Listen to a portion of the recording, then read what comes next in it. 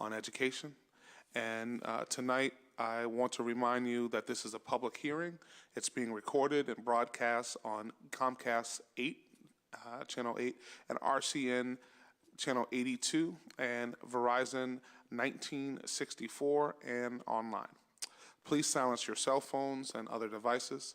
We will also take public testimony and would appreciate it if you would sign in the back, and please check off the box to testify. Please state your name and affiliation, residence, and limit your comments to a few minutes to ensure that all comments and concerns can be heard. Tonight's hearing is on docket number 0293, order for a hearing to discuss Boston Public Schools student assignment process. This is, I believe, about 4 years overdue. During the student assignment process that occurred, there was a promise from the Boston Public Schools that this would be reviewed annually and a report generated and produced for the Boston School Committee and the Boston City Council. And I understand that there is a new mayor in that time frame, as well as superintendent. But the Boston Public Schools is an institution, and it owes to the people of the city of Boston a review of these very important decisions that were made, and in particular to determine whether or not our young people and our families are being better served, whether or not they are being served worse, or what changes need to occur.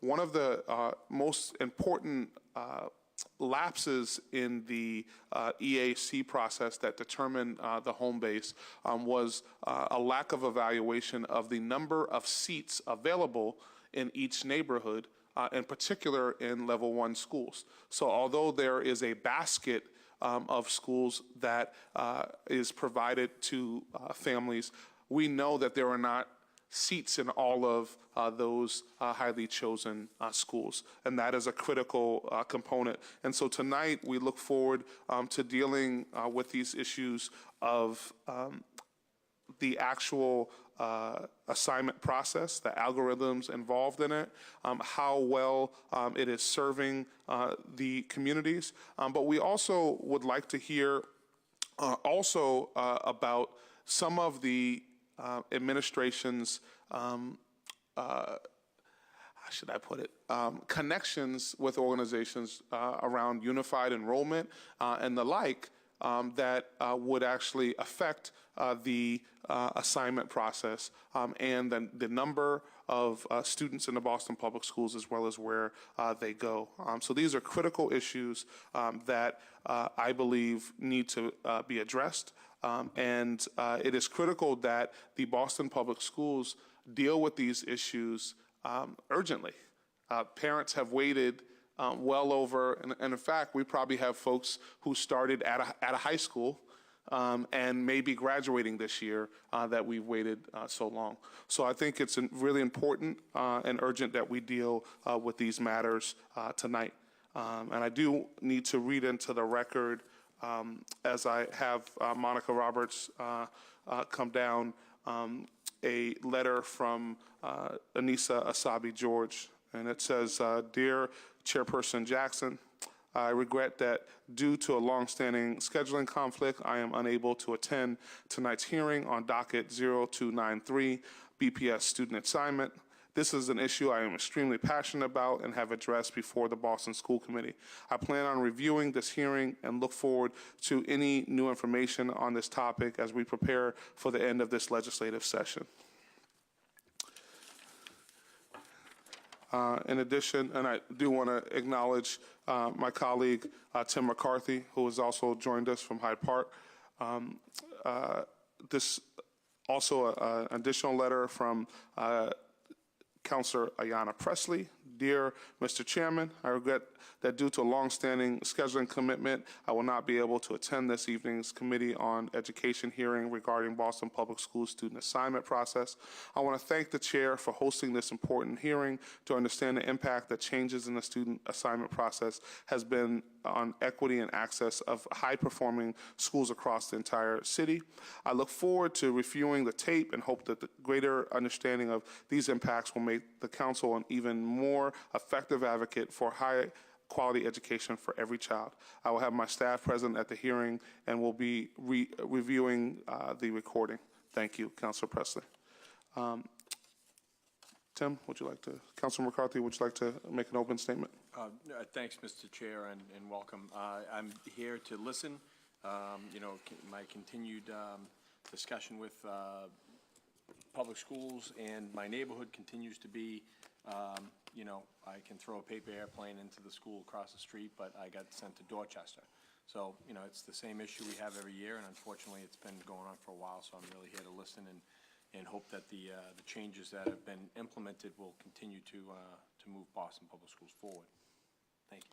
Thank you. And I think I do want to note that according to the policy that the school committee adopted in 2013, there's supposed to be an annual report by the BPS to the Boston School Committee and to the Boston City Council on or before October 1st of each year that reports on changes in equitable access to quality seats for all students, as well as changes to academic performance and overall quality of schools. So I hope that in your remarks, you are able to address this requirement, which was actually agreed to.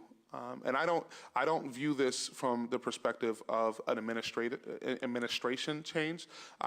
Boston Public Schools has been in business since 1635. And you are the longest standing school district in the United States of America. So it is incumbent upon you to meet the commitments that are made regardless of whether or not the same people are in those roles. And as chair of education, I will hold you to that. And so if you could, again, frame your comments into that component. Also, this issue around the changes in equitable access is absolutely critical, because the reason why the EAC was convened was primarily around equitable access to education and the best education for all students in the city of Boston. And if we're not tracking that, then how can we actually make those claims? So I will turn it over to Monica Roberts. If you could introduce yourself as well as your team and begin your testimony. Good evening, I'm Monica Roberts. I am the Assistant Superintendent of the Office of Engagement in the Boston Public Schools. I have with me to my left Dr. Lisa Harvey, who is our Deputy Director of Programs and Evaluation. To my right, and to the right of her is Robbie Havdallah, who is our Senior Director of Welcome Services. To my left is Jacob Stern, who is our Director of Performance Management in the Office of Data and Accountability. I want to thank you for having us here tonight, Chairman and Councilor McCarthy. So I have a few remarks, and then I'm sure you have questions. On March 13, 2013, the Boston School Committee approved the home-based model of school choice. The plan was developed through the work of the External Advisory Committee on School Choice, or EAC, in partnership with a set of students from MIT. The EAC undertook a robust community process to gather stakeholder feedback and input that would inform the proposal. The goal of the new model was to increase equitable access to a high-quality education for all students. The EAC drafted a definition of quality, which was later finalized by the School Quality Working Group, or SQUIGGLE. This working group crafted the school quality framework as a definition of quality that would be used to inform the school choice process, and that framework is going to be used in this upcoming school choice season. The home-based student assignment system recommended by the EAC was to give families access to a minimum of 6 schools on their list, 2 Tier 1 schools, 2 Tier 1 or 2 schools, and 2 Tier 1, 2, or 3 schools. In addition, every school within a mile of a student's home address and all citywide options are on a student's list. The Boston Public Schools also includes option schools on school choice lists to ensure sufficient seat capacity across the district. In addition, the assignment plan includes other provisions for special populations, so we have an ELA overlay as well. As part of its recommendation to the home-based assignment plan, the EAC recommended that the district approve an annual report to the mayor, school committee, city council, and community on or before October 1st of each year. This recommendation was accepted by the Boston School Committee. There have been 2 limitations to conducting an annual equity analysis. First, I am told that the MIT team advised the EAC and district prior to adoption that 3 years of data would be needed to do a statistically valid and actionable equity analysis. This was in part due to the phasing in of grades. Early annual reports would be limited to trend identification, which the district could use to predict future outcomes. However, the data from such reports would not be considered actionable in terms of decision-making. Second, in the initial 3 years of the implementation of the home-based plan, the Mass Department of Elementary and Secondary Education changed the assessment system from MCAS to PARC, making it difficult to compare data from year to year. Both of these issues have complicated the ease of conducting the analysis. We recognize the frustration this has caused the Boston community. We are committed to completing an equity analysis and are pleased to share with you that we have hired a strong external evaluator to support us in this effort, and we're in a process of working on it for this year. The end of the 2015-2016 school year marked the 30 year of implementation of home-based and the transition of the Enrollment Services and Assignment Office under the Welcome Services umbrella within the Office of Engagement, so that is under my office. At the end of the 2016 calendar year, the Office of Engagement hired a Deputy Director of Evaluation and Programs, which is Dr. Harvey, who, among other things, would oversee the process of conducting an equity analysis. With this hire, the district began meeting with the School Quality Working Group to gather input to help inform the development of an invitation for bid for prospective evaluators. Then Chairman O'Neill had recommended that when we were thinking about what school committee task force or group would be best to have oversight, the School Quality Working Group was the one that was recommended. In the spring of 2017, the Office of Engagement launched an invitation for bid committee to help finalize invitation for bid and to review the responding proposals. The committee included representation from the Opportunity Achievement Gap Office and Task Force, the Special Education Office, the Language Learner Office and Task Force, the Finance Department's Planning and Analysis Division, the Equity Office, Academics Office, School Quality Working Group members as well. The invitation for bid was managed by the Boston Public Schools Business Services Office in concert with the City of Boston. The dates of bid advertisement and closing are set by business services, with bids generally being open for about 3 weeks. The bid for the equity analysis, number 998, purchase of services of a vendor to provide an equity analysis of home-based assignment plan, was advertised on the city record from September 18th through October 6th, 2017.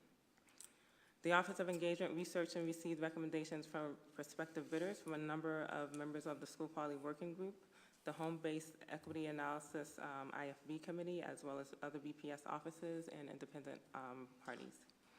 The list of potential bidders was submitted to the business service offices, which directly invited the listed organizations to respond to the bid. In addition, the bid was also requested by some community members who indicated that they would in turn share the bid with prospective evaluators. While several organizations expressed interest throughout the process, BPS received 2 submissions. Both were responsive and responsible. The first bid was submitted by Alvis Educational Consultants Group Limited for $143,750. And the second bid was from the Boston Area Research Initiative, Barbie, for $56,277. The Home-Based Equity Analysis Committee received both bids by email on October 6th for review and subsequent discussion at a subcommittee convening on October 11th. At this meeting, the committee discussed the merits of the 2 bids and whether there was sufficient reason not to award the business to the lowest bidder. Guidance from our Business Services Office indicated that the bid should be awarded to the lowest bidder, except in extreme cases where the bid was not responsive and responsible. The committee determined that the lowest bid met the standards and was not materially weaker than the higher bidder, and therefore accepted the lower bid. The bid was awarded to Barbie on October 26, 2017. The business service office is in the process of contracting with Barbie. Upon awarding the bid to Barbie, the Office of Engagement held a preliminary meeting and has exchanged numerous phone calls and emails with the vendor to establish a working relationship and a plan to move forward as quickly as possible. Given the requirements of the bidding process and the time required to secure a contract, the work will not be able to begin until later this month. BPS would like to collaborate with the community and build their understanding of the analysis, including the questions we are asking, and to get feedback regarding the questions community members would like us to ask. We believe that transparency and inclusiveness with BPS stakeholders will make the work stronger and allow for confidence in the results. We look forward to presenting the initial analysis of the home-based model in the spring of 2018 and annually thereafter. In addition to the equity analysis, the Office of Engagement has begun other offices to improve and increase efficiency in school choice registration and assignment. We have piloted and expanded a queuing system to support families coming in to register. Historically, families could wait up to 5 hours without any clear indication of wait time and little ability to leave and return to a welcome center and keep their space in line. Today, families are able to come, get a wait time estimate, and leave to conduct other business. They receive a call or a text to prompt their return to the center, so they're not there all day. In many instances, families coming to register during the school year can leave with their assignment the same day using our single visit assignment system, so we have started automating some things. Instead of being administratively assigned to a school, families can select the school on their home-based list with an open and available seat, and then be placed on a wait list for schools that do not have an open seat. Additionally, the Office of Engagement has partnered with City Hall on the Go and provided pop-up welcome centers to bring registration and other transactional services to families in their neighborhoods. We are also implementing the school quality framework for this year's school choice season to provide families with a more complete assessment of quality beyond academics. The Office of Engagement is currently doing a review of its school choice communication materials to families to ensure access and clarity of information for all families. This includes helping families understand the formation of the school list and the lottery and assignment processes. BPS is committed to continuous improvement of our family experience, including recommended needed adjustments to the home-based school assignment plan based on results of the equity analysis. Thank you. So, I'm stumped. So this was 2013 when this was put forward, and there was a commitment to do an analysis. At what point was the Boston City Council made aware of the MIT 3-year suggestion? I do not know, so I do not know whether that was brought to the Boston City Council. I do know that in past years, prior to this work being under my office, at school committee hearings, that has come up on multiple occasions. I find it difficult. We hold our young people responsible for doing their homework. And an agreement was made with the Boston City Council, and we're hearing that from the time that the decision was made in 2013, we will have no data until 2018. We need to acknowledge that many of our children are only in the Boston Public Schools for 12 years.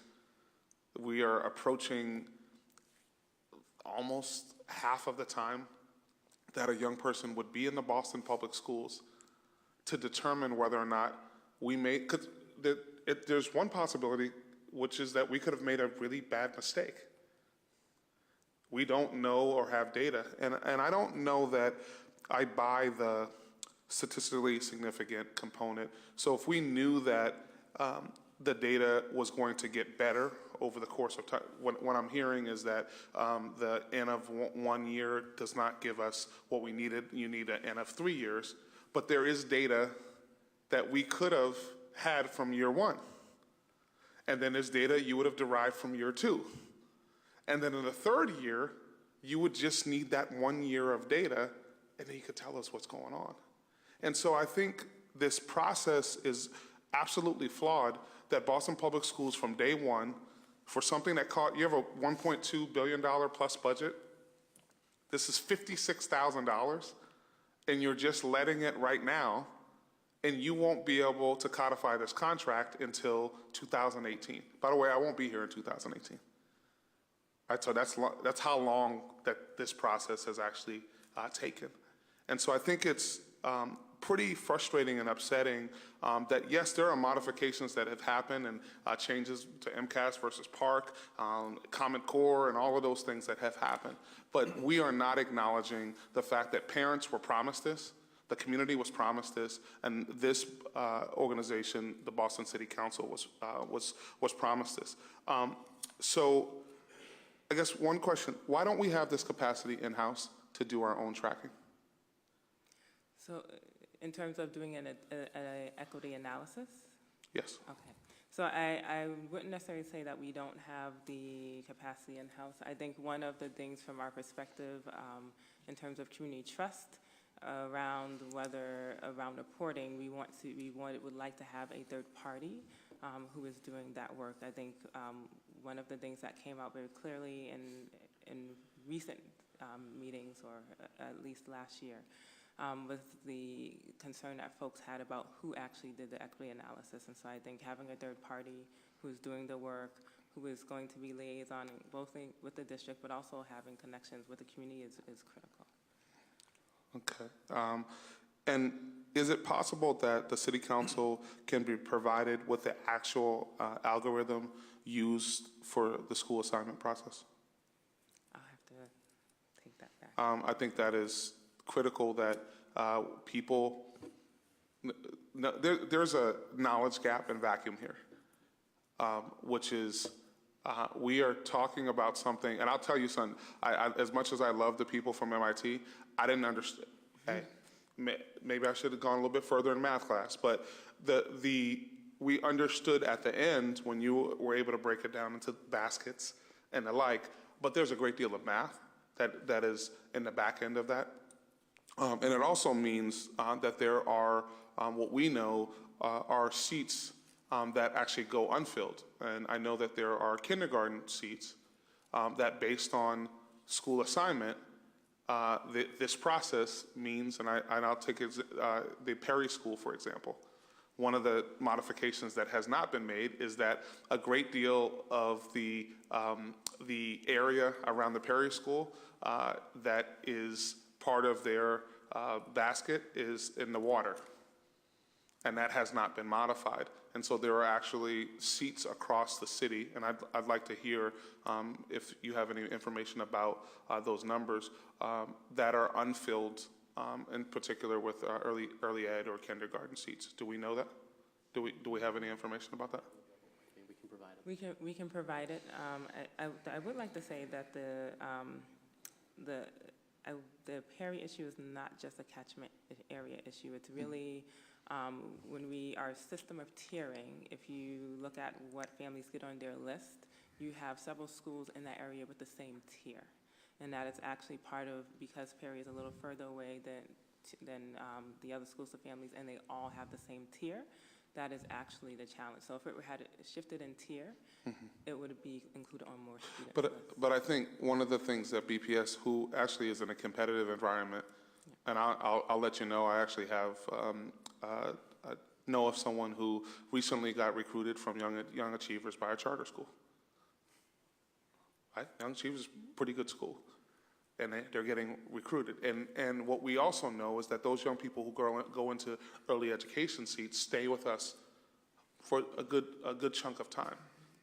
And if we have seats that are open, I think that this is why this becomes an issue by not evaluating this, because those young people who could have gone to, and maybe we change the policy and say, hey, you know what? If you're willing to provide transportation for your child and there's an early ed seat that's open, we're going to let you do that. But we don't have that opportunity to do that, and that young person missed out on that year. That family missed out on the opportunity to do the thing that we know is actually best, and the data that I've seen is that your early education programs actually are awesome. And they close the gap. And students of color, poor kids in Boston actually do better than most actually in the country, right? So there's a waste there. I guess, when did you learn that the mayor filed legislation to implement unified enrollment and overturn the outcome of question 2? So I have not heard that from anyone. I have read things in the papers that indicate such, but I've not looked at anything or heard of anything beyond what has been in the media. Okay. Because I would love a response from the Boston Public Schools to understand that they were advising the administration around these issues around unified enrollment. And I see this as an issue because the Boston Public Schools is in a competitive situation here. And the question is, are we competing, or are we handing it over to the people who we're competing with? And so I would love to hear if there, just a bunch of employees in BPS who have this knowledge base. I'm going to allow my colleague to ask any questions that he has, and I can kind of come back around. Great. Thank you, Mr. Chair, and thank you for your opening statement, Monica. It was a bit like a disclaimer at the end of a drug commercial, though. It was fast. Like, I really was struggling following it. But what I did come out is the two questions that it really just definitions for me. You've mentioned equity analysis several times. Mm-hmm. Can I have the definition of what BPS believes is equity analysis? Sure. What we're looking at is both, is students' access to both high-quality schools on their list, as well as access to high-quality seats. So we're going to determine if all students have that access, both to seats and to schools. So just having a school on your list doesn't necessarily mean that there's a seat in that school for your child at that grade with the program that they want. So we're really going to look at both schools and seats and look at all the variables, the student variables within that. Tim, can I just ask Yeah. on top? So with that said, if that's an equity analysis, why did you have to wait 3 years? Right, because that right there is exactly what we all want to know, right? And it doesn't take 3 years of data to know that Tim's son didn't get into the school that was across the street, right? So. I mean, I think that it goes back to what you were saying in the beginning about, you don't want an N of 1 year to look at generalization. Yes, we could have done something in the first year, but, that just tells us about 1 year. What we're doing in the equity analysis is looking at the zone and 3 years of zone, the last 3 years of zone and the first 3 years of home base to compare. So we're going to look within the home base assignment plan and how equitable that is in and of itself, and then we're also going to compare it to 3 years of zone. Councilor McCarthy. So, yeah, let me just go on with that. The home base versus the zone opinion. Have we gotten better or have we gotten worse? Opinion from me? Opinion from anybody. Because, again, through the BPS process, and this is going to be now my 5th budget hearing, I've had families move out of my district because they are getting shipped across the city, and I don't even want to start with transportation. That's not today. That's not today. That's not today. But, I literally have had families now who live in Walpole. In fact, one in particular was very active in the community, ran the hockey league, did wonderful things in the community. First son didn't get in, second son didn't get in, daughter didn't get in, finally had enough, moved to Walpole, and then this October got a letter, hey, great, you're in the Roosevelt School.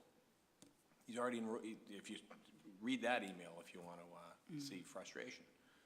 So we've gone from home base to zone to home base. Have we gotten better? So I think that's why we're doing the analysis. We cannot say either way without really looking and digging into the data to see what the impact is, because it's not just have we gotten better, it's have we gotten better or worse, and if so, for who and how, and the whys behind that because we need to do that analysis to make any shifts to the policy.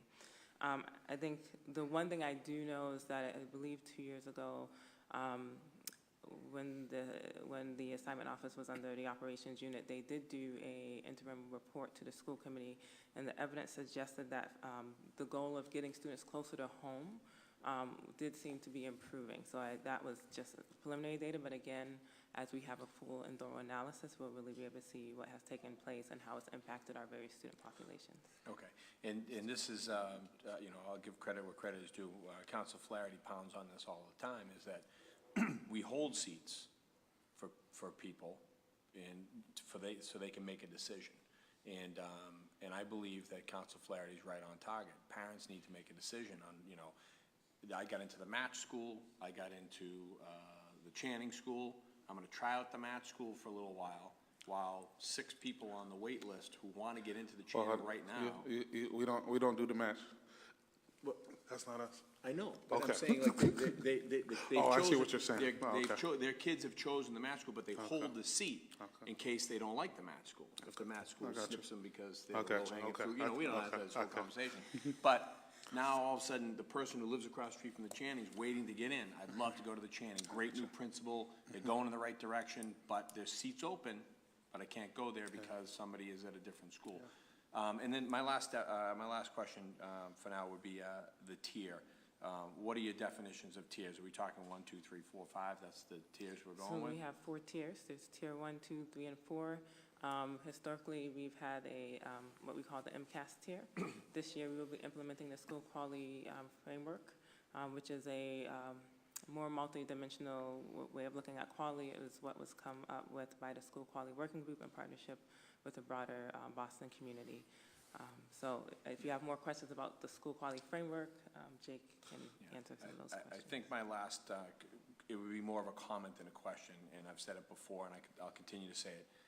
The people in the bowling building, I think, are trying to do their best. I believe that.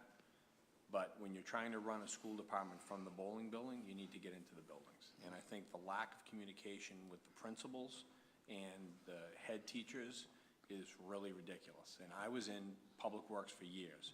And even though I was in the commissioner's office, I was in the yards all the time, talking to the guys, talking to the men and women of the Boston Public Works Department to make sure what we were commanding or asking of them was, 1, doable, and 2, made sense.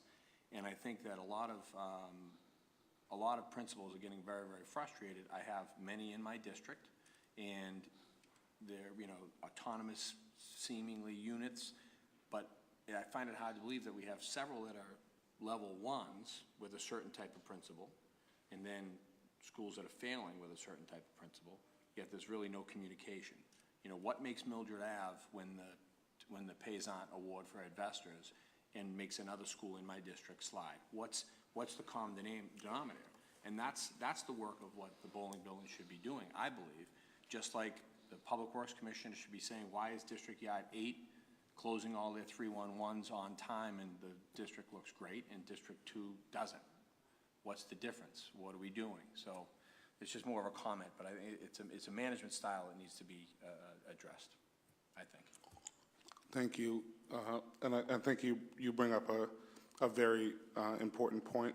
And I also think that we also need to acknowledge one other factor that has not been brought up is school closures.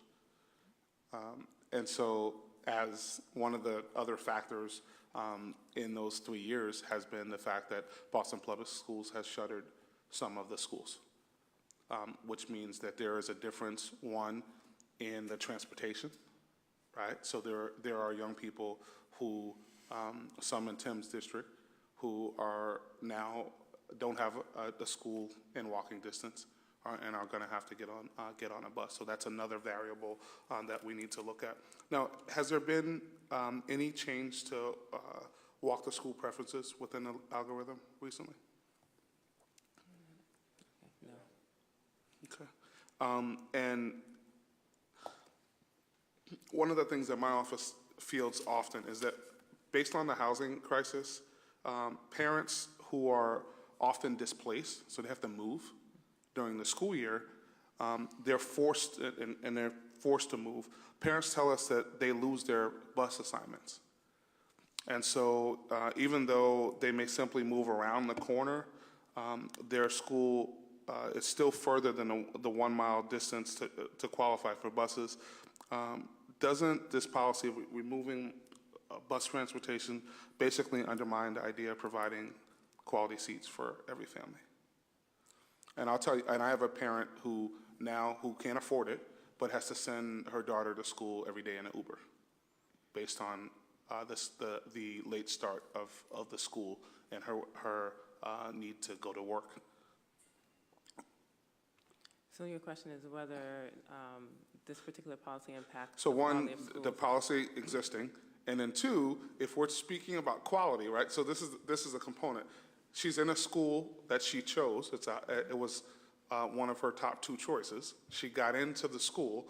Her child is well adjusted at the school and is doing well, and we removed the bus, right? And so now what could happen is she could actually be moving schools to another school that wasn't in her top 2, or she continues to go there and have to pay money out of her own pocket, in addition to the tax dollars that she already sends us. Mm-hmm. So is that currently the policy with a move that occurs in the middle of a school year? So I do. Sure. So He'll take care of so it. it does depend. There we go. Thank you. So it depends on where the family does move to. If the family moves to an address that is still within that school's home-based list, they're still eligible to go to that school depending on the distance from the home for their transportation eligibility.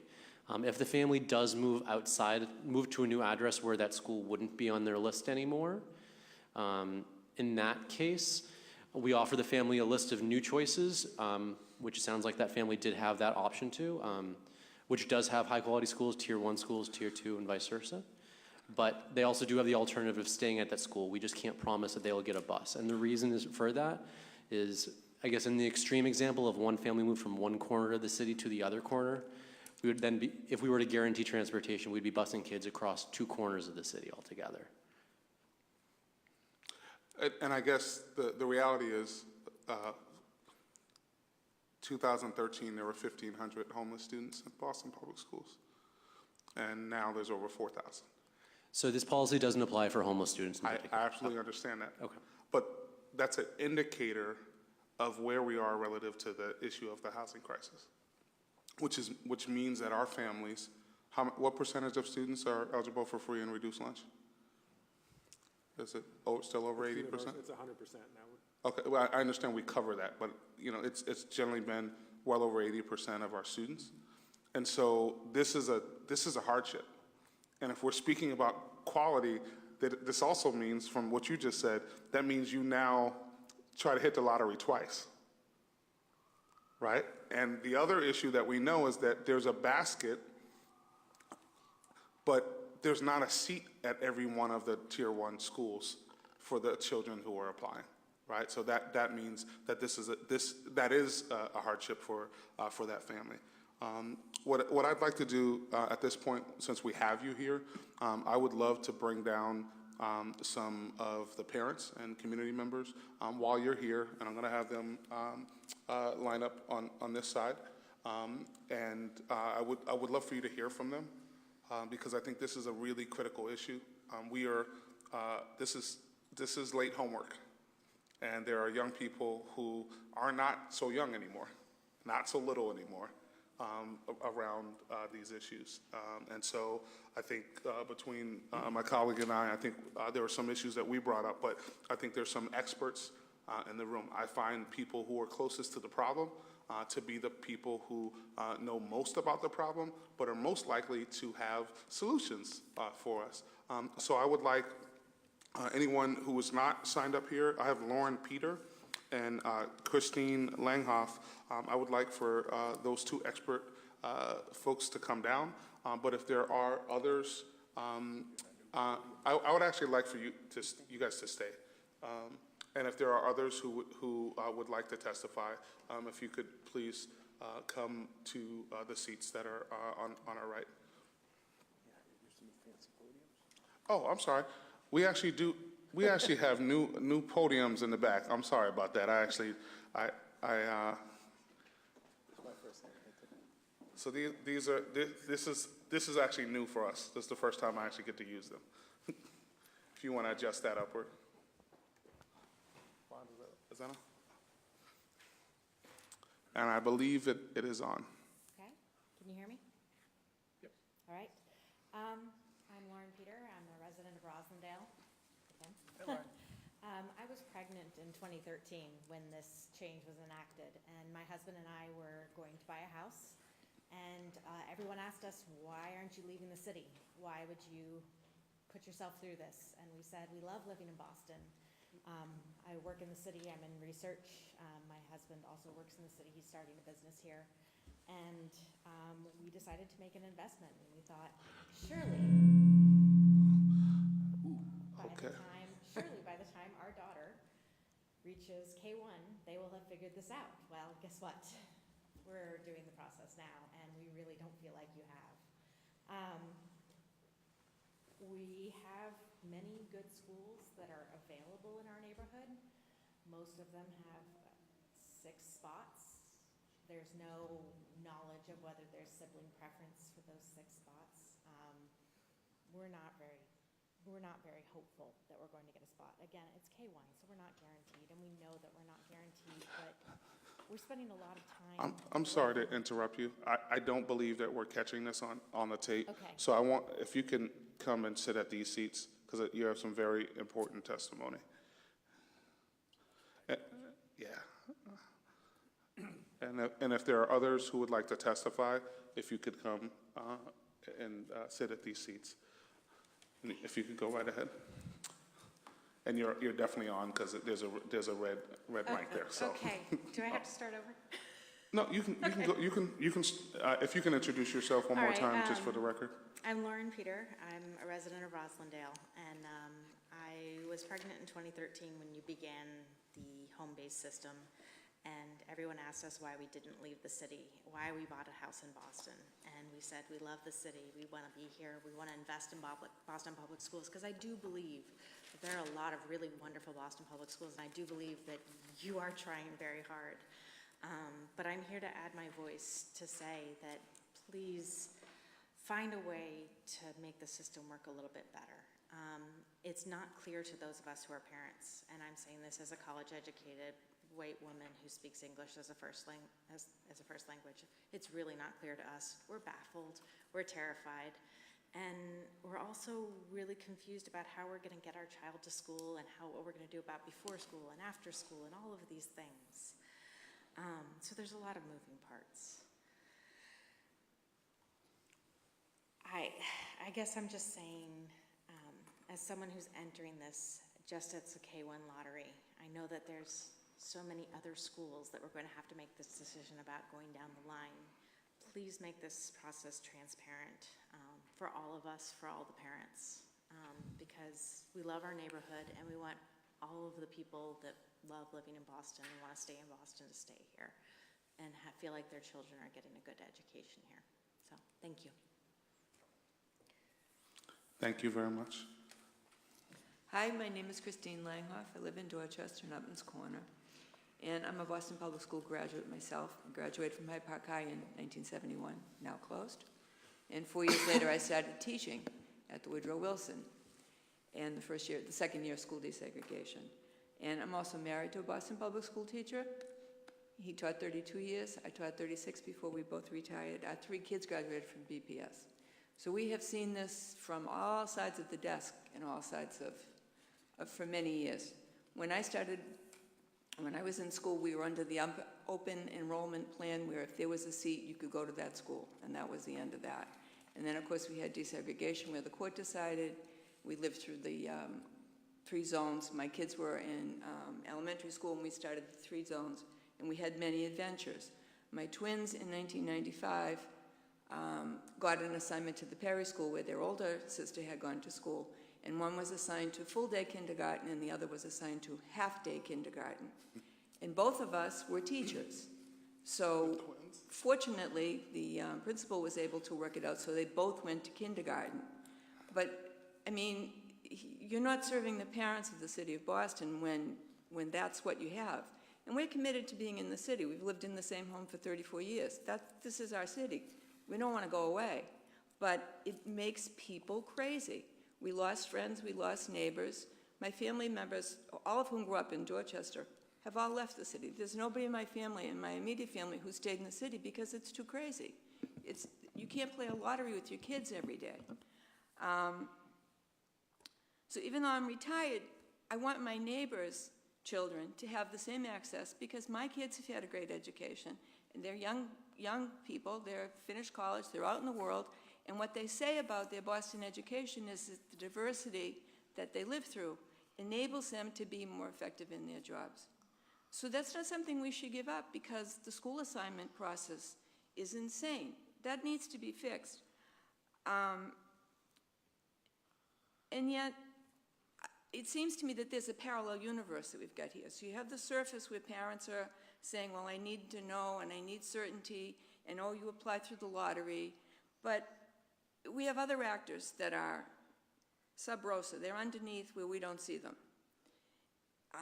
I found online information, which I heard first on NPR, about school choice coaches. So now there are coaches that you hire, and they help you to choose schools. And this is something that's going on nationally. And of course, you have to pay those coaches. So there's a solution for that. Oh, a nonprofit has appeared called Ed Navigator, and they will provide the coach to help you guide yourself through these choices.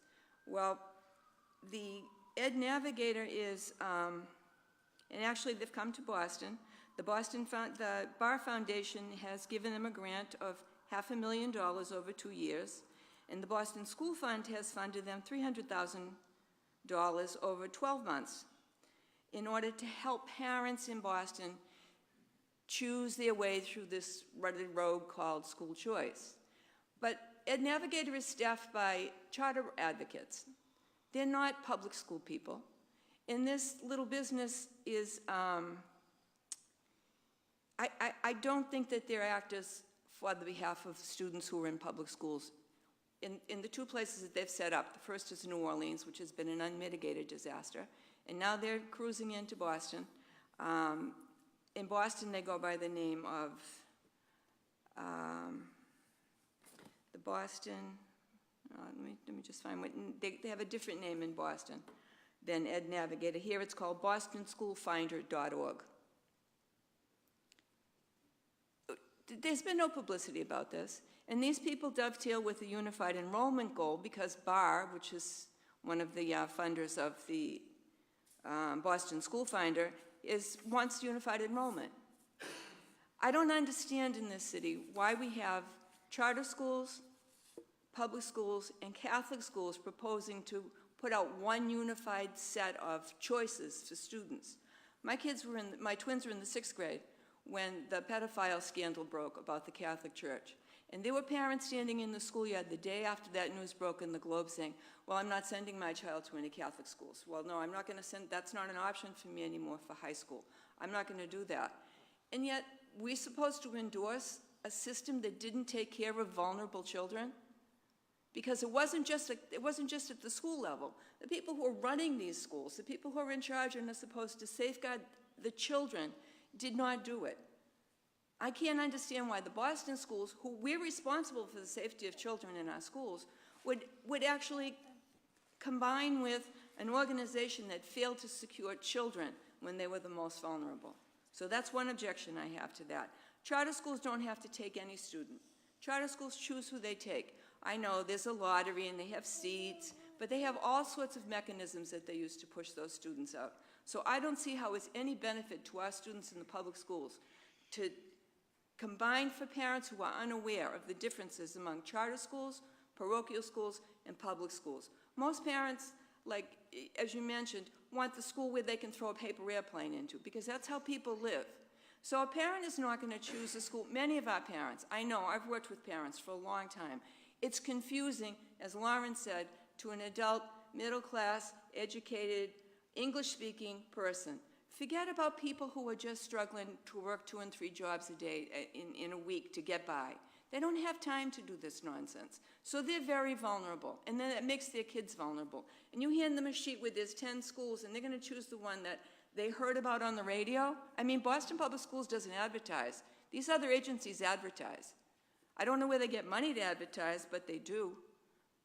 What most concerns me about all of this is that there seems to be, I began questioning whether the school assignment system is broke on purpose.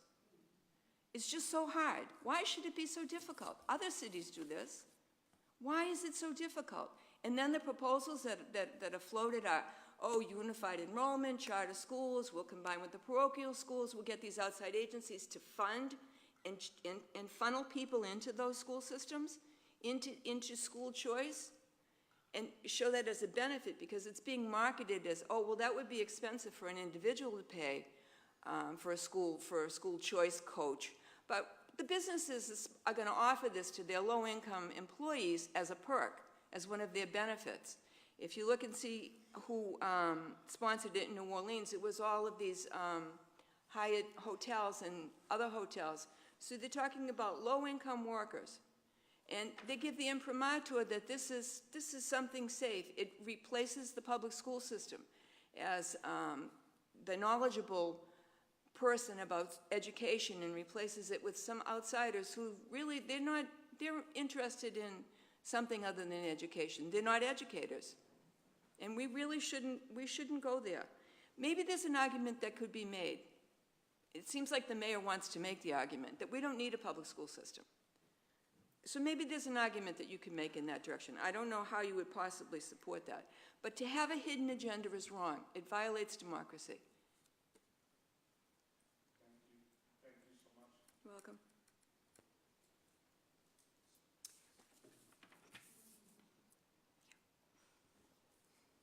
No, she doesn't want to say anything. Okay. Hello and good evening. To elaborate on Councilman Jackson's statement earlier, my name is Kayla Rutter. This is Genesis. Genesis' birthday is September 25th, 2013.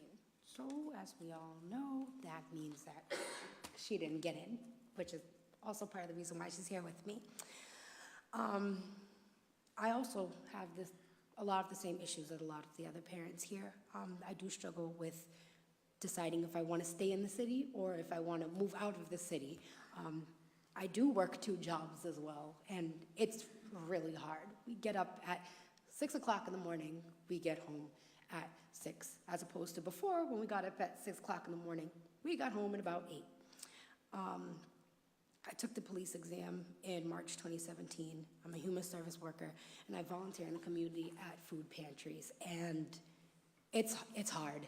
It's really hard deciding if I want to stay or if I want to go, and it's between me being able to make money to support my family or putting them where I think their futures are going to be better, not just for the moment, for all of us. As many of you know, the cutoff date for her birthday, and I believe that because of her cutoff date, it's kind of unfair. Many of the schools that I've called, a lot of them in the beginning did tell me that yes, we did have seats. She has a cousin who we had to come back down in August to make sure that she was placed in the correct school. The new school that she was going to was a normal BPS school. They called, they said, she's enrolled, she's set up, she's all ready to go. When we brought her down there, they said no, she, for whatever reason, they haven't sent over her paperwork yet. Even though she's here, she's on the roster, we can't take her. You have to send her back to her old school. So she ended up going back there for 3 months, and so it ended up being me, my cousin, and another one of our cousins trying to figure out how are we gonna pick her up. I work 2 jobs. They're both teachers. What are we gonna do? She's gotta go to work. She's gotta go to school. I work 2 jobs. The other one goes to work. The other one goes to school. I have 3 kids. One of them has 3 kids. The other one has 1 kid. It's hard. Excuse me. I live in South Boston, and there were schools in my area that had open seats. And I found it very hard to believe that they even had open seats. Like, how did that happen? Why are there open seats? You would think that there was no wait list with as many open seats as there were, and all children are receiving a gracious and amazing education, but no. It strikes me as odd how age is considered a discrimination, but my 4-year-old can't attend school due to her age. So because of her age alone, she can't do something. Because of her age, she's being denied her proper education, it feels like. It doesn't take numbers and stats to tell me that a child that enters into school early, just like all her peers, is capable of receiving a great education up to her full potential. It also doesn't take stats to tell me that by making a child repeat the same grade 3 years in a row, which means last year, this year, and probably next year again, she's gonna have to do preschool. Why? By then she'll be 5. She'll be older than all of the other kids. Various studies do show the impact that delaying education on children does hinder them. Various studies show that giving a child as many opportunities to be exposed to education before the age of 5 is essential. That's where that window is. That's where they're retaining as much information as possible. Her doing the same thing 3 years in a row, she's not moving forward. She's just doing the same thing. So why is it that my daughter, based on her age, cannot attend public schools? The BPS has told me that, one, if there is a spot, she can be placed in it.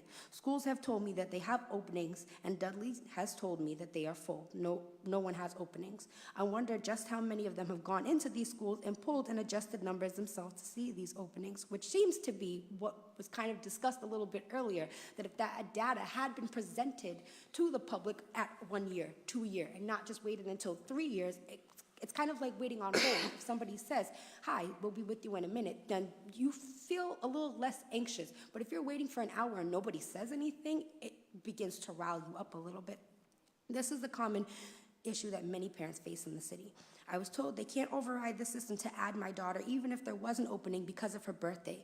This goes against what was previously stated and what it says on the website as well as on the brochure to parents. Now, I don't grasp that it's possible when a K0 through K1 program for children with special needs states that children as young as 3 years old can be added.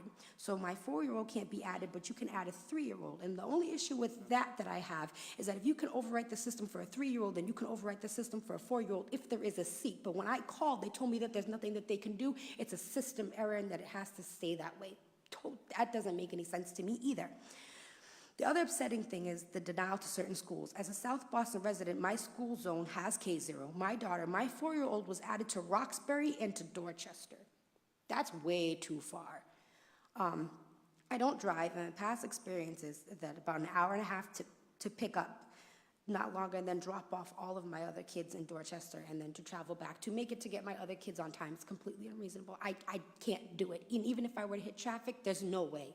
I'd be late every single day, dropping them off, picking them up, and then I'd have to wake them up earlier, about an hour earlier, and get home an hour or 2 hours later than when I get home now.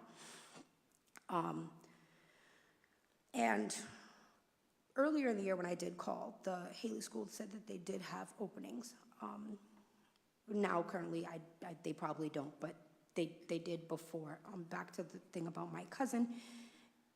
Because the Haley School held a seat for her and the school that she was in, that meant that she was in 2 different places. So she was denying her spot to another kid because her child was in 2 different places. I don't get how that happens. There's a serious problem with deprivation of education, and there is an even more serious problem when I begin to imagine all the reasons as to why BPS is claiming that schools are full when they're not. If there are children who are not being seen in classrooms and not other schools and taking up seats, where are they? Why has the city not stepped in and done something? The other thing I have is, in regards to the MIT information, I have called everyone to find these stats, and I was aware that these stats were not live to the general public. And I called multiple locations, and this is how the disconnect between parents and BPS comes into play. Without being here today, I would have been upset with the city council, not with BPS, because of the 2013 agreement for them to be more aware. It's almost like waiting on the phone, like I said again. And that's pretty much it. Thank you very much. And I just want to note,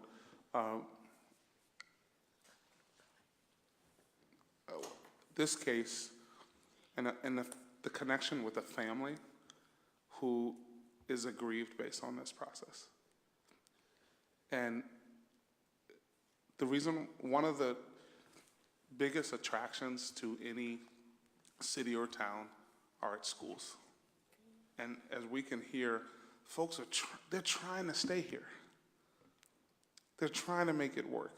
And these are committed folks who one, have already paid their taxes, paid their dues, but have these impediments to being able to connect in with our school district. And I want to thank you. And the reason why I have you here, because I want you to hear what we hear. And actually, this is not usually how we hear it, because these folks are being really nice. We actually hear it usually, the volume's a little louder. And it is with urgency, because a year, and as noted, you're educators and you know that most of the brain function happens first 3 or 4 years. I think it's at 80% up to year 4. And we have folks who are fighting to actually get in to these seats. But I'd like to have the next person go, if you can introduce yourself. Sure. Hi, my name is Nora McManus Vincent, and my daughter is a K-2 student at the Bates in Roslindale. I'm also a member of Boston Public Schools parent advocacy group, QUEST, which stands for Quality Education for Every Student. Tonight and always, I can only speak on my own behalf, but I would like to highlight some of the work that the group has done and been part of doing to shine a light on issues surrounding BPS student assignment.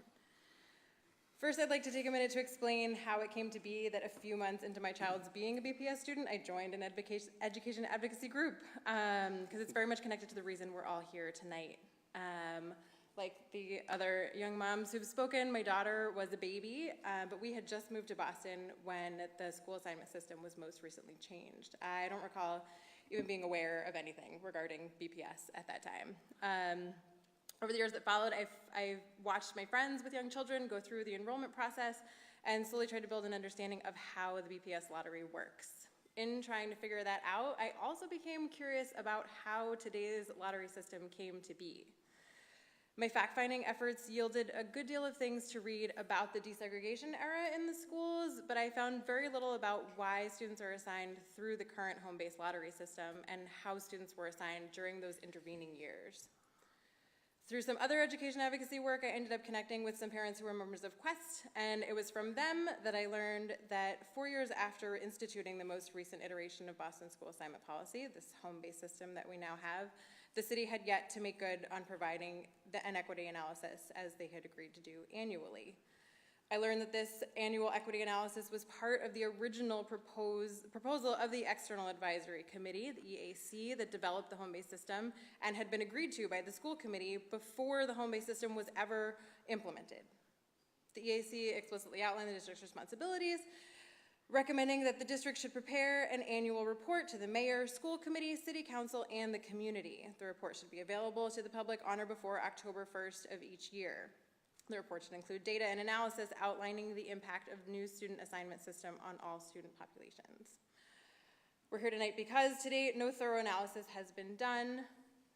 QUEST parents who worked with allies, whose names I have to look up because I was not there when they worked with all the allies, but I want to recognize that this work was not done alone.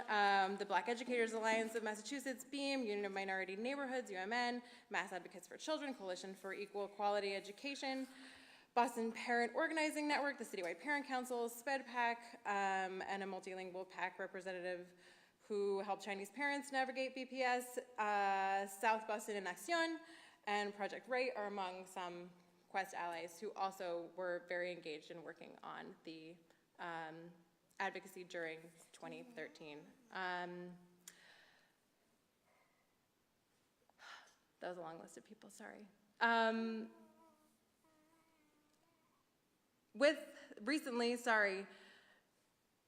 QUEST parents have submitted multiple written requests for the data and analysis to both the school committee and the mayor's office over the last 4 years. Recently, along with the Black Educators Alliance of Massachusetts and the Union of Minority Neighborhoods, QUEST parents hosted a community forum to share information about how Boston's student assignment system has evolved into the one we have today, because there is a knowledge and understanding gap, as Councilor Jackson spoke about. Parents are seeking transparency around the assignment system and around the impact that the assignment system has on students, classrooms, schools, and the district. As a new parent and a new Bostonian, I have not been able to wrap my brain around how it can be possible that this analysis would be promised and not done. Whose job is it to work towards schools that aren't segregated by race and economic class, and to ensure that all children in Boston have equal access to high-quality schools? It can sometimes seem like it's no one's job, but I would hope that it's actually everyone's job. With the equity the equity analysis is now forthcoming. As we heard, Boston Area Research Institute have gotten the bid to complete it. I would ask, what do we as a city need to learn from this research in order to make informed decisions together about how best to proceed? What do you as city councilors need to know about how student assignment systems affect your constituents in order to best advocate for them?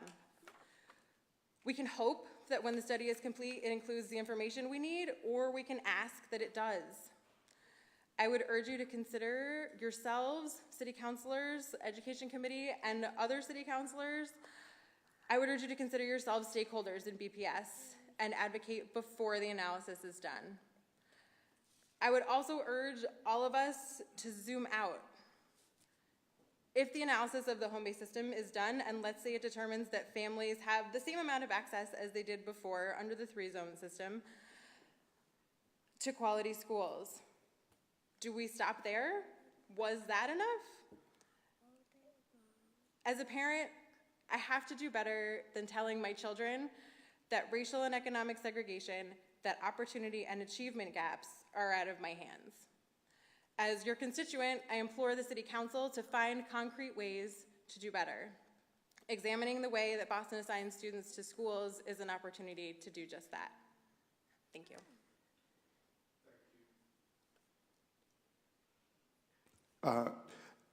Thank you very much. I think you bring up some really important points. I actually just got some information I just want to clarify.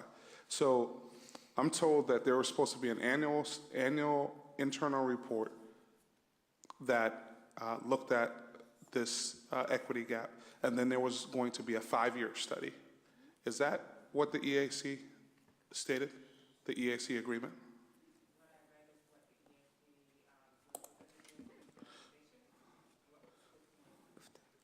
What, one more time? Okay, so what was in my remarks earlier, what I read came directly from the EAC's recommendations and what was approved by the school committee.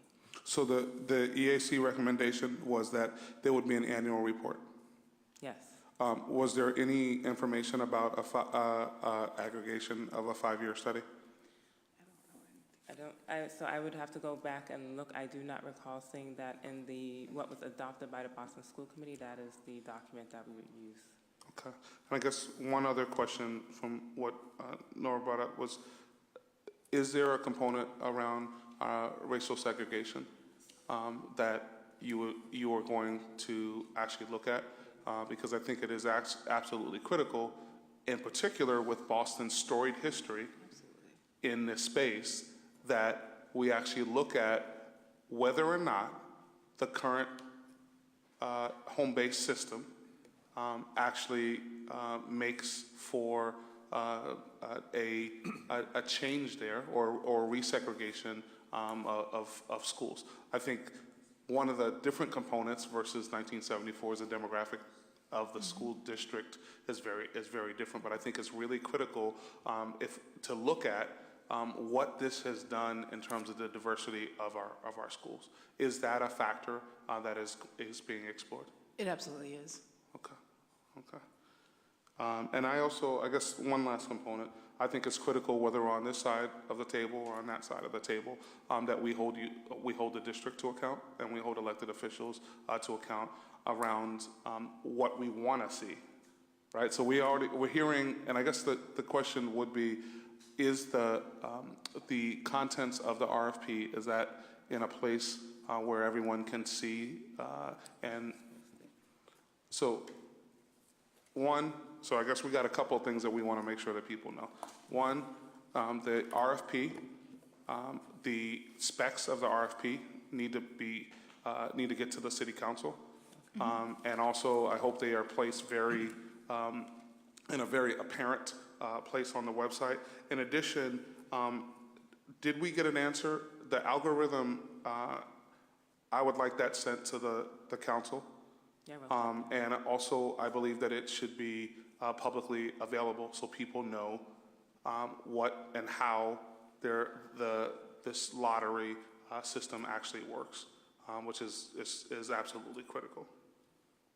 Are we in agreement on that? I wrote down that you requested. Okay, I just want to make sure. Thank you so much. Okay, Matt. I think you just leave it alone. I think They'll work it out. Yeah. Thank you, councilors. Matt Prager, Education Project Director of the Rose Committee for Civil Rights and Economic Justice. As the panel, the council, and this body well knows, student assignment is at the heart of Brown versus Board of Education and its progeny's efforts to ensure that education is a right which must be made available to all on equal terms. Putting heads together with folks in this room and outside this room, including some of those who were just mentioned, we like to read into the record 5 basic questions that we think would offer a preliminary floor or skeleton for the type of analysis that we judge these student assignment efforts by. For each of these questions, we'd be requesting, as you suggested, that BPS would include data from the first 3 years of implementation of this current assignment system, as well as the 3 years prior in the zone assignment system. And we would also request, particularly toward the segregatory or integrative effects of the system, that the results be broken down by student demographic, race, ethnicity, special educational status, socioeconomic status, English language learner status, and compared by neighborhood. So the 5 questions that we offer as floor or skeleton for this effort, number 1, how many students were assigned to their first choice, second choice, and third choice? Number 2, as was mentioned, beyond the number of high-quality schools on a student's list of options, how many seats at high-quality schools on that list were open? Number 3, what does the data suggest about trends in students' preferences? Do families prioritize quality over proximity? How do these preferences compare to BPS's own school quality indicators that we'll see in this next round of implementation?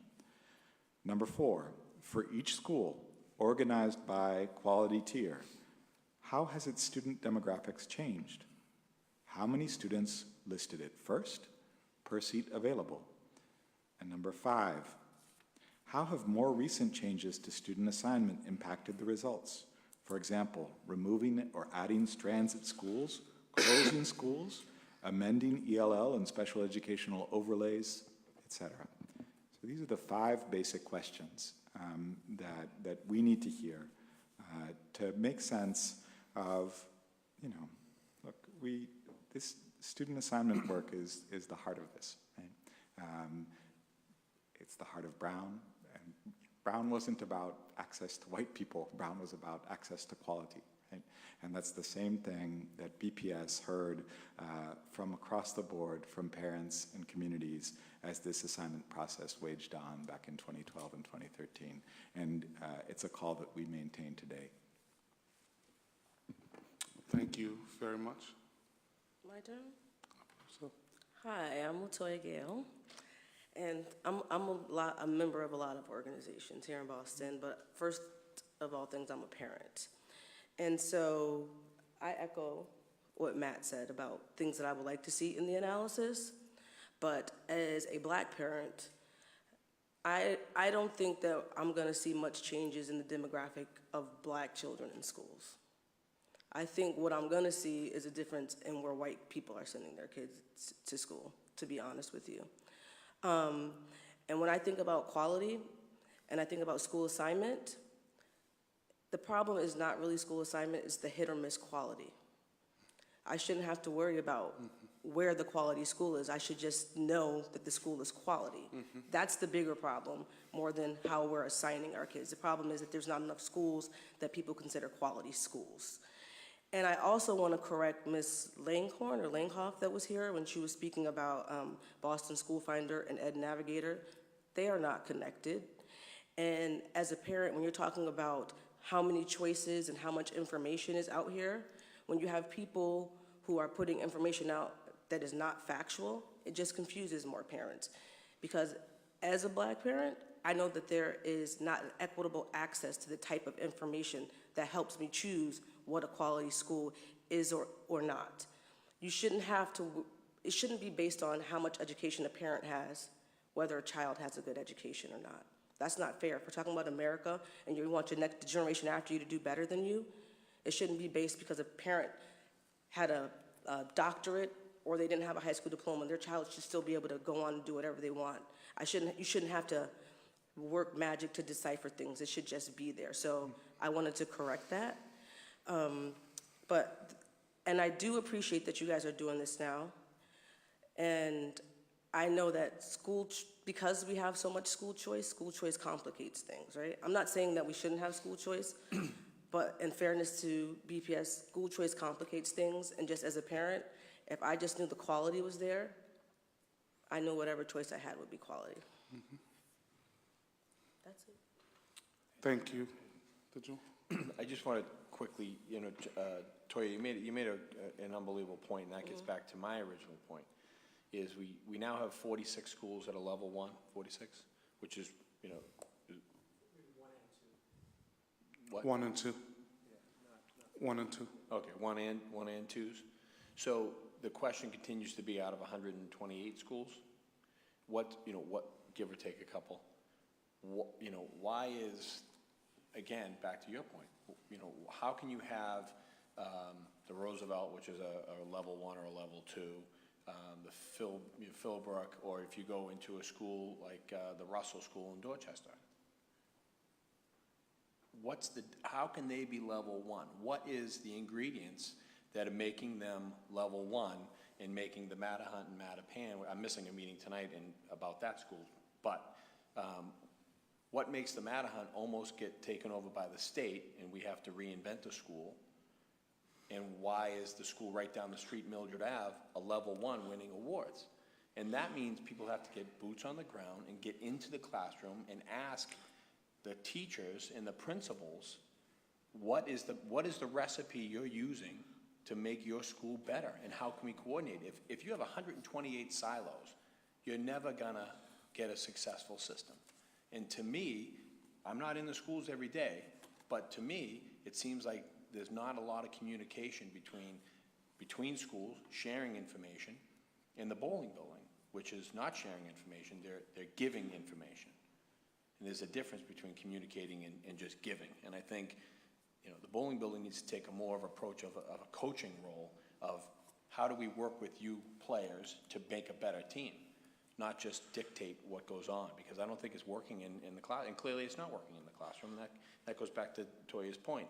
If you had 128 schools at 1s and 2s, you could get rid of about $117 million worth of buses, I could tell you that. Okay, we're gonna go there some other time. That's coming up. Well, 50% of it is special ed door to door, so that becomes a little. $57 million. There we go.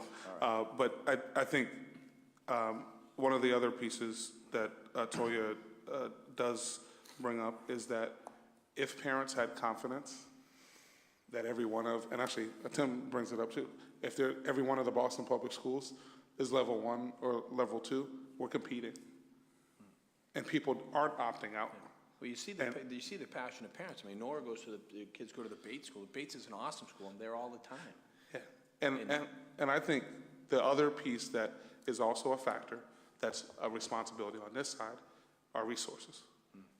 And what I've seen with the Orchard Garden School, with the Trotter School that are both in my district, that achieved level 1 status, they got undercut when their budgets got cut.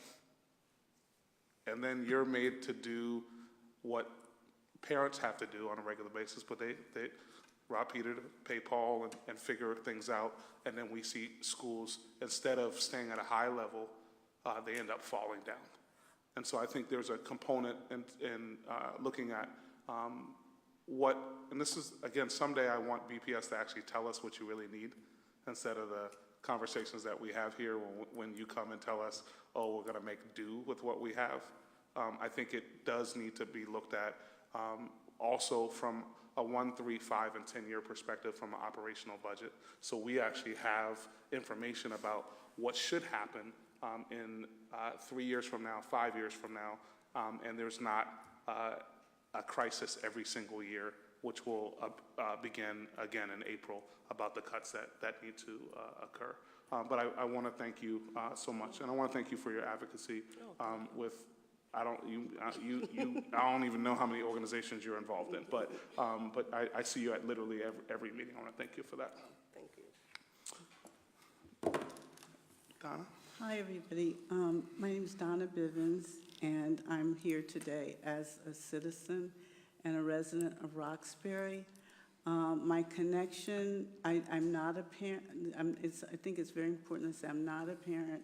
I'm not an educator, so I don't know. All that I've learned about the Boston Public Schools has been through a project that I worked on at Union Minority Neighborhoods, looking at Boston's busing and desegregation and its connection to what's happening with public education today. And I've learned so much, and I want to appreciate Counselor Jackson as I've seen him learn and help people to learn about what's happening in public education. And I know it's important to zoom in, but I want to zoom out a little bit in terms of what I think needs to go into the racial and class equity analysis that the BPS needs to do. When I went to the school assignment process in 2013, one of my facilitators from BPS, on the side, I asked him, I don't understand why in this neighborhood in Roxbury, right across the street from the Higginson Lewis, there are no, in quotes, level 1 or 2 schools. And he said to me, well, in a few years, there won't be any people of color in that neighborhood anyway. And what Can you say that one more time? He said to me, in a few years, there won't be many people of color in this neighborhood anyway. This was in 2013. And, pardon? Was it facilitator? Yeah, it was a facilitator. I don't remember his name, but yes. And later, I found this article that said that school ed reform is about land development. And that helped me to see things in a particular way that I think is just very important and that needs to be put into your analysis if you want to really deal with the racial inequity and the economic inequality that's threatening to tear this country apart. And it is crucial that that be done. I just want to say that it's really important to look in, but it's also important to scale out, because at this point things are only going to get worse if we keep going in the direction that we're going. And I just call on your courage to name racism, to really talk about the class inequity and why it's so big in Boston, which is a very wealthy city. And so that's all I want to say. I just feel that a lot of courage has been put into this by Counselor Jackson and his staff, and this is probably his last hearing. And I just really hope that people will really start speaking out about what's really happening. We as citizens have no choice but to do that, because we're suffering. As the woman said with the little girl, we are suffering. Thank you. Thank you so much. Thank you, Donna, for the work that you have done. I also want to extend out that aperture that Donna was talking about. With one of the things I'd like to see from the report is an analysis of the 4,000 homeless students. I want to know where they have been assigned. I want to know the tier of schools and the average tier that those students have been assigned. If we're really looking at an opportunity and achievement gap, that is at the epicenter of disparity that we have. And so when we're looking at those students, we want to determine, I think, what and where the folks who have the most need, the people who have some of the least access to the apparatus in the system. So I think that's a critical component to look at this. And I also believe it is a mandate that all of the decisions in the Boston Public Schools be looked at through the opportunity and achievement gap lens, right? And so I think, I think Nora had a question earlier, right? Which was, thank you, which was, what do we do? So if we did all of this, because by the way, we spent a long time on the EAC. If we did all of this and it literally was a net, essentially a wash, I think that's a problem. And I think that it is a further problem in that we would actually have spent all of these years, first off, not counting, and I want to stress to you, I actually think it's bogus that we didn't do what was stated. Because I think what Councilor McCarthy brought up and many of the other parents brought up, I'm sorry, and I love my friends from MIT, and I love p-values, and I loved math back in the good old days. But the p-value that's most important are the people, the parents, and the pupils in these schools. That's the p-value that's most important. And if we're waiting for the probability number to come around, that doesn't help the young lady whose birthday is, I don't know how many, it's a couple days past the cutoff. That doesn't actually help. And also, that means that instead of having data that doesn't have the p-value, but we can actually make decisions on, and that we can make votes on, that's pretty problematic that it is not there. I want to note it is actually unacceptable that this information has not been provided to the Boston City Council. The school committee is an appointed organization. They have a right to have their opinion. When people come before this body and there's an agreement with this body, we expect that agreement to be met. And I know that there's something going on outside, but you stated that we would get a yearly report. And I think it is, I don't think people have time. Parents definitely don't have time. We have folks who literally had a baby and they walk, talk, colors, letters, can probably spell a name. Like that's literally how long we're talking about. Our level of urgency is for those young people, but it's also from what Councilor McCarthy stated and others. People are trying to stay here. And I would also note, I find it offensive that, and I'd like to know and get any information, if you're talking about unified enrollment, I believe that to me is mutiny and insubordination for what we should be doing for the parents here. These are folks who are trying to connect with the Boston Public Schools. And by the way, they're having a really hard time doing that. And for there to be either public money that we already don't have, and we see schools that are underfunded because the Boston Public Schools and other departments, $1 million check went out the door to deal with underfunding. When I hear proctors getting paid for and the school department getting smacked on the wrist, you don't have the funding that you need. That's real.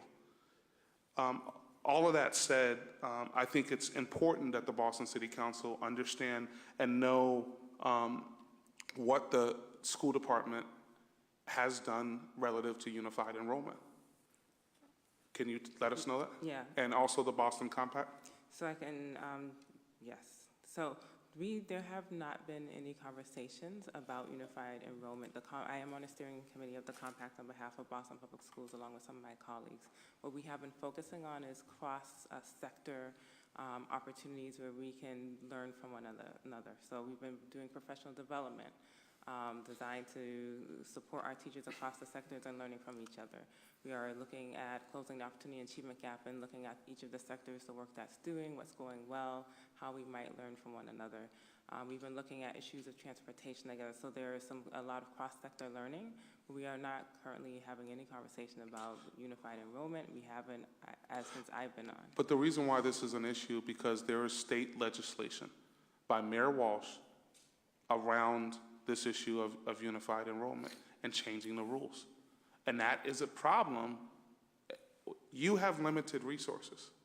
And if resources, and if you hear folks having, and you've tried to cut the wait time down when folks are trying to connect with schools, City Hall on the go, that connection with, and I believe that you should be able to sign up at every school. Interestingly, if you have a Citizens Bank account or a Bank of America bank account, you can sign up at every bank. They're willing to do business with you any place other than ATMs, but any place that there is a person. We should, I believe, have that level of service. But all I'm saying is that and what would be even more problematic is that the mayor's office is not consulting the people who are knowledgeable in education around the ramifications there. So I just want to note, and I will put on record that I want to understand any other issues there. But with that said, I'd like to, one other question about highly chosen schools. How is there a determination as to whether or not additional or extra classrooms would be added? So if there's a school that has a huge amount of interest, another 25, 26 students want to go there, how do you determine whether or not you would add an additional classroom in that school? So I would say that's probably a question for our planning and analysis team. They do the projected enrollments. I know they do a combination of looking at historical data as well as other trends in terms of population shifts in their area. So the biggest factor limiting our ability to open up additional seats or classrooms in buildings is the actual facility space factor. As you know, most of our buildings are pretty old, and so the ability to add classrooms in many of our buildings is very limited. And I think one of the things that we're hoping to do as we continue working on Build BPS is to begin to think about how we can start to address our space issue. Yeah, and I think you should get your money back from McKinsey. And the reason why I say that is because they said that we had too many seats, right? They said that you were operating a district that had 90,000 seats, and there should be seats galore based on their analysis. We obviously know that that was false, but I think this is another problem, and I think the Build BPS component is a critical, should be a critical analysis as to whether or not we have an alignment with where schools are today and where children are. And I think there's a huge disconnect, and I think part of what Councilman McCarthy is speaking about in terms of transportation, the amount that could actually be modified would have to be done with actual access to schools. And what I would note is that Mattapan, Hyde Park, and many communities and Dorchester, there's a dense amount of families and students. And we knew from EAC that was not going to jibe with the number of seats that we actually had, in particular in the high-performing schools. So I think that planning actually has to be part of your lens and analysis.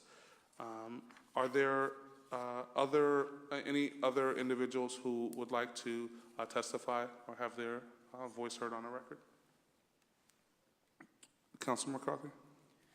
I'll just wrap up with, very simply, I think every time we have a BPS hearing, we all know we have work to do. And I think we're willing to do it. We're willing to roll up our sleeves. But I still come back down to the question my comment really that I made earlier on. District 5, we have a very diverse, I would argue that District 5 is arguably the most diverse district in the city. We have huge Haitian population, Black population, white, Asian, Dominican. And every school that I visit in District 5, and I visit them all, and I visit them all yearly, I've never seen a classroom look the same, and it's wonderful, right? Having said that, we still have schools that are New England Patriots, and we have schools that are Cleveland Browns, yet they're right down the street from each other. So again, when Toya was talking about, you know, sending their kids to a school that's a level 1 or 2, that option, you know, that option has to be increased. And I think the way you do it is communication. The 5 questions that Matt Krieger asked, I'd love to see the answers to that in detail. That would really, really help. And personally, I would like to have more information on how we're holding seats, because I have great relationships with all the principals in District 5.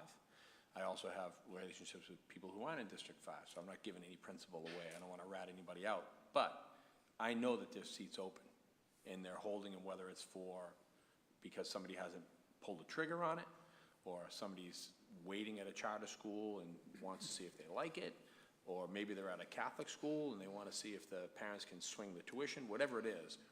I want to know how we're going to address the holding seats. So we're going to make a dead date, and we're going to say, hey, listen, you know, September 10th, you either tell us where your kid's going or you're going to lose that seat.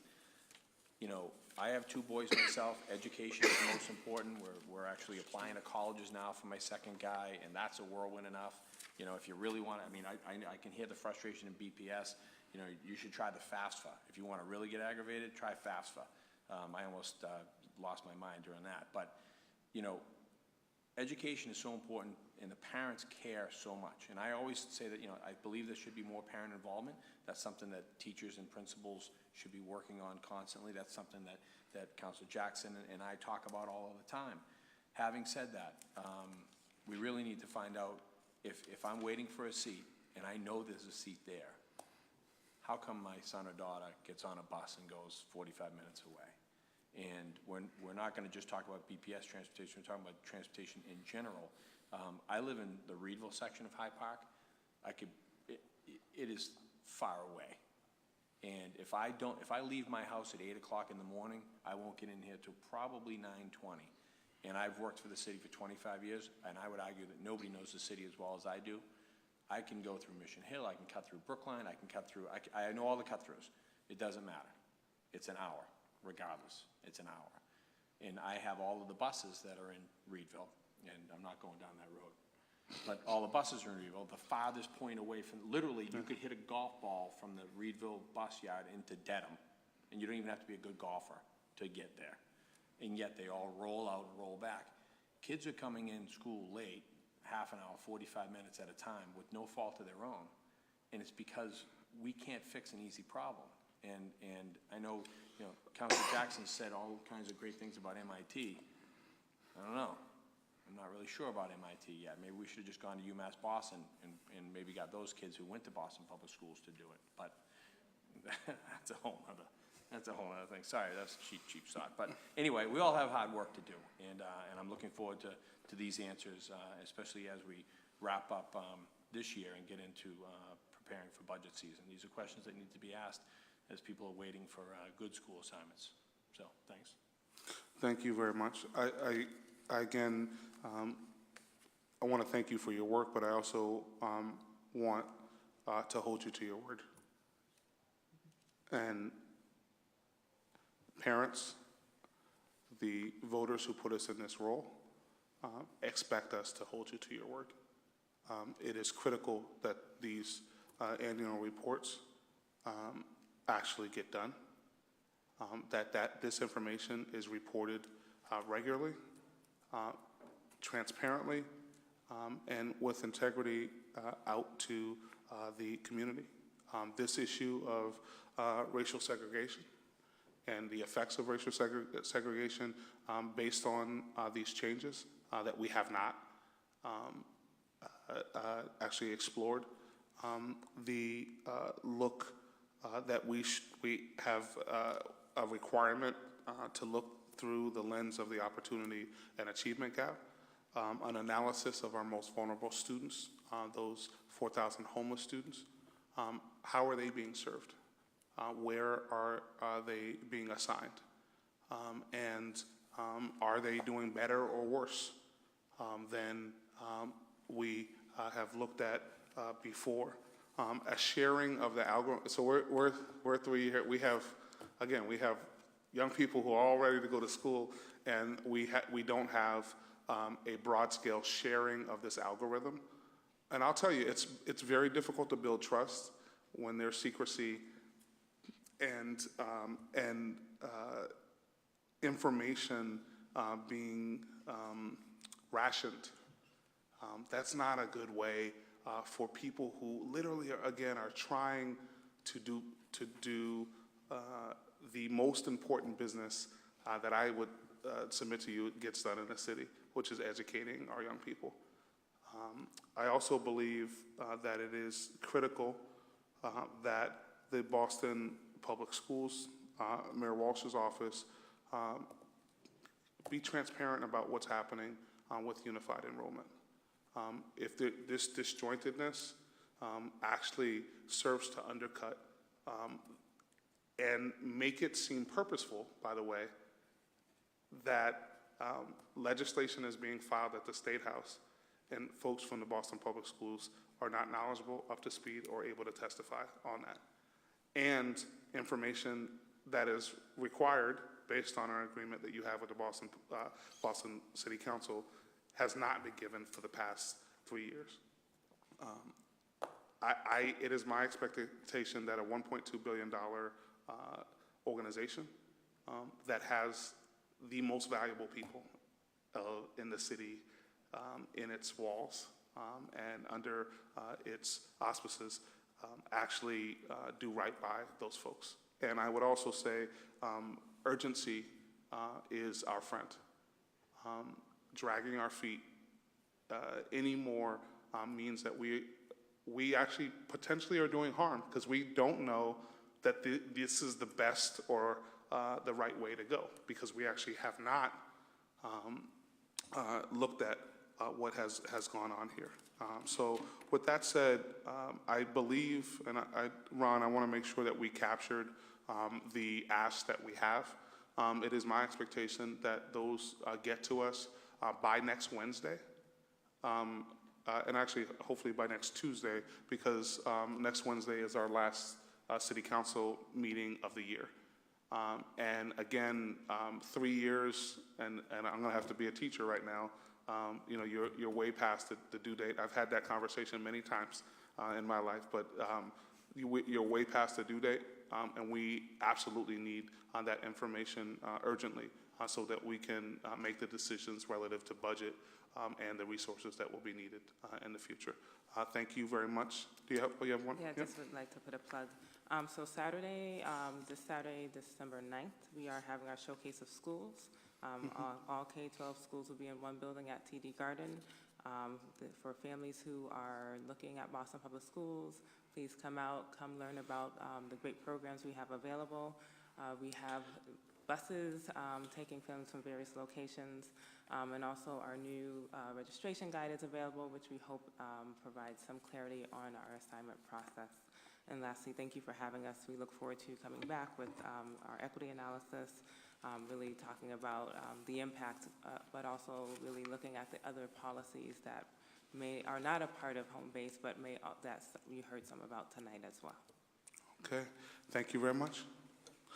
This hearing is adjourned.